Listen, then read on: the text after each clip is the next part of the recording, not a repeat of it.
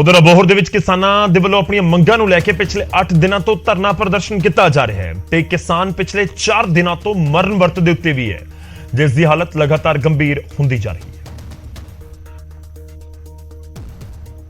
केजरीवाल दी चमची मुर्दाबाद मुर्दाबाद मुर्दाबाद वर्तमान दी चमची मुर्दाबाद मुर्दाबाद। खराब हुई नरमे दी फसल दा मुआवजा, बर्बाद होए बागां ते मुआवजा ते पानी दी कमी नूं पूरा कीता जाना, इन्हां तीन मंगां नूं लैके पिछले 8 दिनां तों अबोहर दे विच पंजाब राजस्थान बार्डर ते किसानां वल्लों पक्का धरना लगाया होया है ते सरकार दा पुतला फूक के रोस प्रगटाया जा रहा है। इसे धरने दे विच एक किसान 20 अगस्त तो मरण वरते बैठा होया है, जिस दी हालत लगातार गंभीर बनी हुई है। किसानां दा कहना है कि जेकर किसानां नूं कुछ भी हुंदा है तां इस दा जिम्मेवार इत्थों दा डीसी होवेगा। 4 दिन तो बंदा मरण वर्त ते पे बैठा होया है, वो मरण किनारे पहुंचा पे है। जे साडा बंदा मर गया तो डीसी साहब उसदे खुद जिम्मेवार होणगे, डीसी साहब ते परचा होगा, कोई किसी नूं बख्शिया नहीं जाएगा। अगर इस किसान नूं कुछ हो गया तो पंजाब सरकार तो जिम्मेवार होगी, फिर किसान पिछे नहीं हटणगे। जे कोई अनसखावी घटना होगी तो डॉक्टर हिमांशु अग्रवाल जो डीसी फाइलका सीधा असीं 22 नेम दिते कार्रवाई की, फिर वो सही दसांगे मंग किवें करनी है। धरने च मरण वरत ते बैठे किसान की हालत भी नाजुक दसी जा रही है, जिसका कि डॉक्टरों वालों लगातार चैकअप किया जा रहा है। कल सुबह तक तो ठीक आ रहे थे वाइटल, हम थोड़ा हल्का बीपी डाउन है, थोड़ा पल्स भी डाउन है, डिहाइड्रेशन हो गई है क्योंकि पानी भी नहीं पी रहे हैं, हल्का फीवर भी है, वीकनेस था फुली। किसान पिछले 8 दिनों तो लगातार धरने ते बैठे हुए ने, पर प्रशासन दे वल्लों हाले तक उन्हां दीआं मंगां वल ध्यान नहीं दिता जा रहा। हुण वेखना होवेगा कि धरने ते बैठे किसान सरकार दी इस बेरुखी दे खिलाफ अगली किहड़ी रणनीति तैयार करदे ने। अबोहर तो सुरिंदर कुमार, न्यूज़ 18 पंजाब। ਹੁਣ ਅੱਗੇ ਵਧਦੇ ਅਗਲੀ ਖਬਰ ਦਾ ਰੁਖ ਕਰਦੇ ਹਾਂ। ਮੁਕਤਸਰ ਤੋਂ ਆਈਆਂ 2 ਤਸਵੀਰਾਂ ਇਲਾਕੇ ਦੀ ਕਾਨੂੰਨ ਵਿਵਸਥਾ ਦੇ ਉੱਤੇ ਸਵਾਲ ਖੜੇ ਕਰ ਰਹੀਆਂ ਨੇ। ਇੱਕ ਤਸਵੀਰ ਜਿੱਥੇ 2 ਧਿਰਾਂ ਦੇ ਵਿੱਚ ਸਰੇ ਬਾਜ਼ਾਰ ਝੜਪਦੀ ਹੋਈ ਹੈ, ਝੜਪਦੀ ਸਾਹਮਣੇ ਆਈ ਹੈ ਤਾਂ ਇੱਟਾਂ ਪੱਥਰਾਂ ਡੰਡਿਆਂ ਦੇ ਨਾਲ ਇੱਕ ਦੂਜੇ ਦੇ ਉੱਤੇ ਹਮਲਾ ਕਰ ਦਿੱਤਾ ਗਿਆ।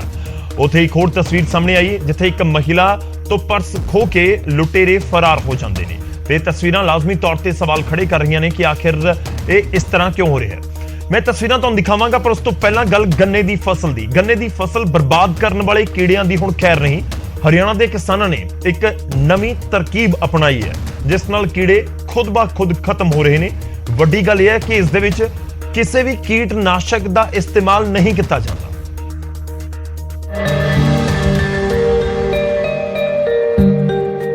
हरियाणा, यूपी ते पंजाब विच वड्डे पद्धर ते गन्ने दी काश्त कीती जांदी है, पर गन्ने नूं लगण वाला कीड़ा किसानां लई वड्डी सिरदर्दी बनया होया है। हुण किसानां ने इस दा हल लभ्या ते नवीं तकनीक फेरोमोन ट्रैप दी वरतों कीती जा रही है। इस ट्रैप दे नाल कीड़ियां नूं बिना कीटनाशकां ते मारिया जा रहा है। फेरोमोन ट्रैप वल कीड़े खुद ब खुद आकर्षित हुंदे ने ते इस लई महंगियां दवाइयां दी भी लोड़ नहीं। जितने मर्जी स्प्रे कर लो, स्प्रे का कितने महंगी से दवाई कर लो, स्प्रे का असर 15 दिन मैक्सिमम, 15 से 20 दिन, इससे ज़्यादा कोई असर नहीं रहता। और ये तितली कंट्रोल करने का एक ही सॉल्यूशन है, सबसे बेस्ट सॉल्यूशन है ट्रैप लगाओ। और ट्रैप लगाएंगे तो इससे ना धीरे धीरे करके एरिया की भी तितली कंट्रोल हो जाएगी। उधर करनाल विच खेती विज्ञानी सरदार सिंह दा कहना है कि फेरोमोन एक रसायन हुंदा है जिस नूं मादा तितलियां नर तितलियां नूं आकर्षित करन दे लई छड्डदियां ने, जबकि फेरोमोन ट्रैप दे विच इस रसायन दी खुशबू वाला एक कैप्सूल लाया जांदा है। ट्रैप लाण दे लई एक डंडे ते प्लास्टिक दा बर्तन लाया जांदा है। इस विच पानी अते तेल दा घोल पा दित्ता जांदा है ते बर्तन दे उत्ते फेरोमोन दा कैप्सूल ला दित्ता जांदा है। इस कैप्सूल दे वल नर कीट आकर्षित हुंदे ने ते तेल अते पानी दे मिक्सचर विच डिग के मर जांदे ने, जिस करके नर कीट दे मरण दे नाल प्रजनन दी क्रिया भी रुक जाती है। किसानों के लिए एक ही सलाह है कि बिना ट्रैप्स के उनकी गन्ने की खेती संभव नहीं है। मैं किसान उनको नहीं मानता जो कम से कम अपने खेत पे एक बार चक्कर नहीं लगाता है, और लगाने पे उसको पता चल जाएगा कि मेरी फसल में कौन सा पौधा मेरा बीमार है। उससे अगर रोजाना जा रहे हैं तो हमें पता रहेगा कि हमारी बीमारी कौन सी आ रही है फसल में, और तुरंत उसका समाधान हो जाएगा। ਖੇਤੀ ਮਾਹਿਰਾਂ ਦੇ ਮੁਤਾਬਿਕ ਇਸ ਯੰਤਰ ਨੂੰ ਫਸਲ ਵਿੱਚ ਅਜਿਹੀ ਥਾਂ ਤੇ ਲਾਇਆ ਜਾਵੇ ਜਿੱਥੇ ਕੀੜਿਆਂ ਨੂੰ ਵੱਡੀ ਗਿਣਤੀ ਵਿੱਚ ਖਤਮ ਕੀਤਾ ਜਾ ਸਕੇ, ਜਦਕਿ ਕਿਸਾਨ ਟਰੈਪ ਲਾਉਣ ਤੋਂ ਪਹਿਲਾਂ ਹੱਥਾਂ ਨੂੰ ਸਾਬਣ ਦੇ ਨਾਲ ਚੰਗੀ ਤਰ੍ਹਾਂ ਧੋਣ, ਹੱਥਾਂ ਤੇ ਤੰਬਾਕੂ ਜਾਂ ਫਿਰ ਦੂਜੇ ਰਸਾਇਣ ਨਹੀਂ ਲੱਗੇ ਹੋਣੇ ਚਾਹੀਦੇ ਤੇ ਟਰੈਪ ਫਸਲ ਦੇ 25 ਤੋਂ 30 ਦਿਨ ਦੇ ਹੋਣ ਦੇ ਬਾਅਦ ਹੀ ਲਾਇਆ ਜਾਣਾ ਚਾਹੀਦਾ ਹੈ। ਕਰਨਾਲ ਤੋਂ ਅਮਿਤ ਭਟਨਾਗਰ ਦੀ ਰਿਪੋਰਟ, ਨਿਊਜ਼ 18 ਪੰਜਾਬ। ਹੁਣ ਰੁਕ ਕਰਦੇ ਹਾਂ ਮੁਕਤਸਰ ਦਾ। ਮੁਕਤਸਰ ਸਾਹਿਬ ਤੋਂ ਆਈਆਂ ਦੋ ਤਸਵੀਰਾਂ ਜੋ ਅਸੀਂ ਤੁਹਾਨੂੰ ਦਿਖਾ ਰਹੇ ਹਾਂ, ਉੱਥੇ ਦਿਖਾਉਣ ਜਾ ਰਹੇ ਹਾਂ, ਉੱਥੇ ਕਾਨੂੰਨ ਵਿਵਸਥਾ ਤੇ ਸਵਾਲ ਖੜੇ ਕਰਦੀਆਂ ਨੇ। ਇਹ ਤਸਵੀਰਾਂ ਦੋ ਧਿਰਾਂ ਦੇ ਵਿੱਚ ਹੋਈ ਝੜਪ ਦੀਆਂ ਨੇ ਤੇ ਇਹ ਤਸਵੀਰਾਂ ਜਿਸ ਦਾ ਮੈਂ ਜ਼ਿਕਰ ਕਰ ਰਿਹਾ ਇੱਕ ਮਹਿਲਾ ਤੋਂ ਖੋਏ ਗਏ ਪਰਸ ਦੀਆਂ ਨੇ।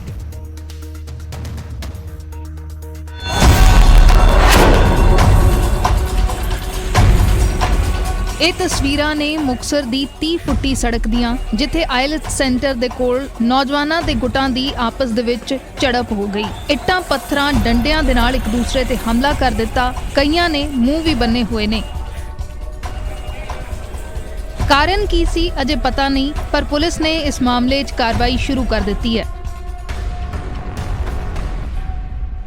ਦੂਸਰੀ ਤਸਵੀਰ ਹੈ ਮੁਕਤਸਰ ਦੇ ਹੀ ਕੋਟਕਪੂਰਾ ਰੋਡ ਦੀ, ਜਿੱਥੇ ਇੱਕ ਮਹਿਲਾ ਸੜਕ ਤੇ ਪੈਦਲ ਜਾ ਰਹੀ ਹੈ।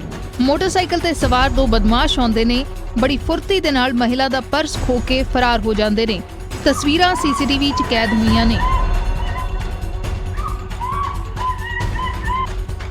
ਭਲੇ ਹੀ ਪੁਲਿਸ ਕਾਰਵਾਈ ਕਰ ਰਹੀ ਹੈ, ਪਰ ਇਹ ਤਸਵੀਰਾਂ ਮੁਕਤਸਰ ਦੇ ਵਿੱਚ ਪੁਲਿਸ ਦੀ ਮੁਸਤੈਦੀ ਤੇ ਜਿੱਥੇ ਸਵਾਲ ਚੁੱਕ ਰਹੀਆਂ ਨੇ, ਉੱਥੇ ਹੀ ਬਦਮਾਸ਼ਾਂ ਦੇ ਹੌਸਲੇ ਬੁਲੰਦ ਹੋਣ ਦੀ ਗਵਾਹੀ ਭਰਦੀਆਂ ਨੇ। ਪੁਲਿਸ ਦਾ ਕੋਈ ਡਰ ਖੌਫ ਨਜ਼ਰ ਨਹੀਂ ਆ ਰਿਹਾ। ਮੁਕਤਸਰ ਤੋਂ ਸੂਰਜ ਭਾਨ ਤੇ ਅਸ਼ਫਾਕ ਟੁੱਡੀ, ਨਿਊਜ਼ 18।